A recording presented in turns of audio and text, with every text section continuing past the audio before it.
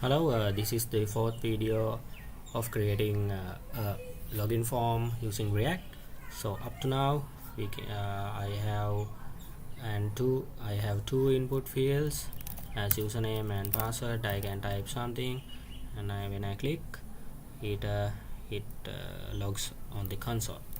So we are using this state variable to store our data.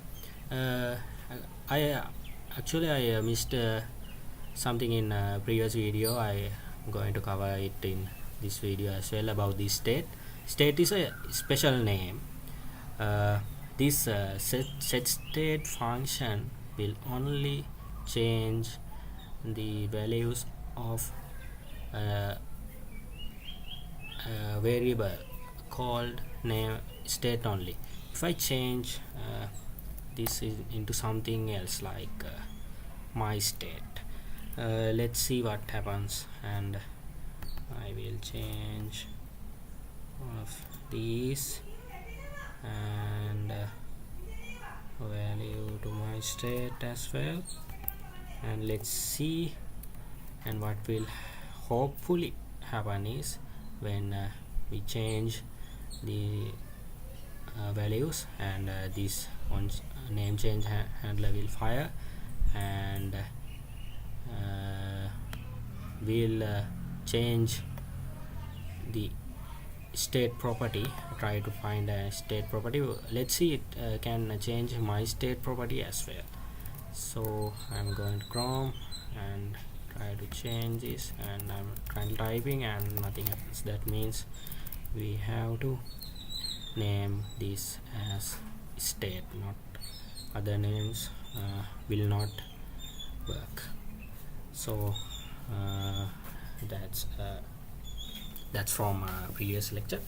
So in this lecture I'm going to refactor my code a little bit.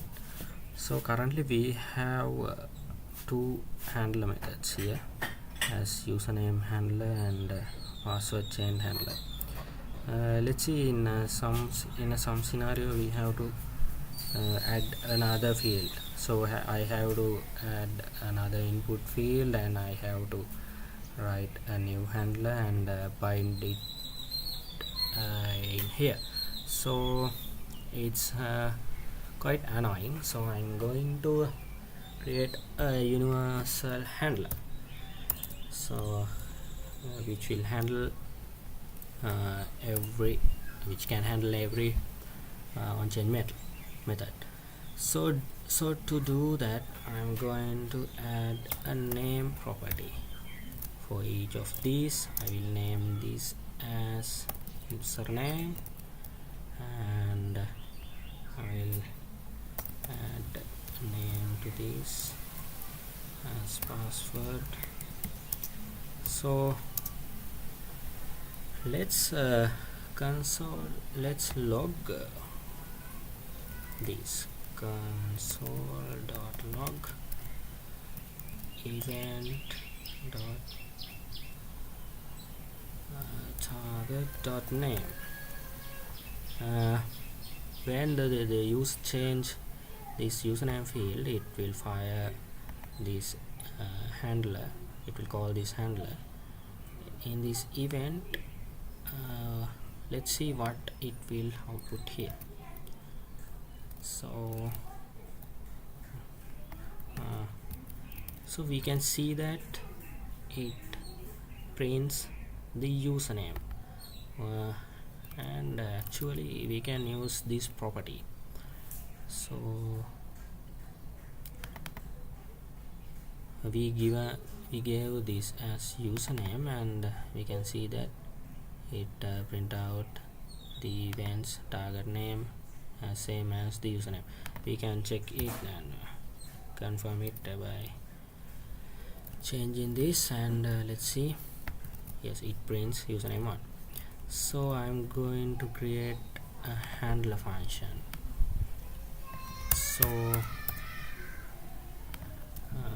I will name this as handle change, and it is a function which receives an event and do something, and it's going to change the state. Set state is a function, and it can get an object. So object field will be something, and value will be event dot target dot value.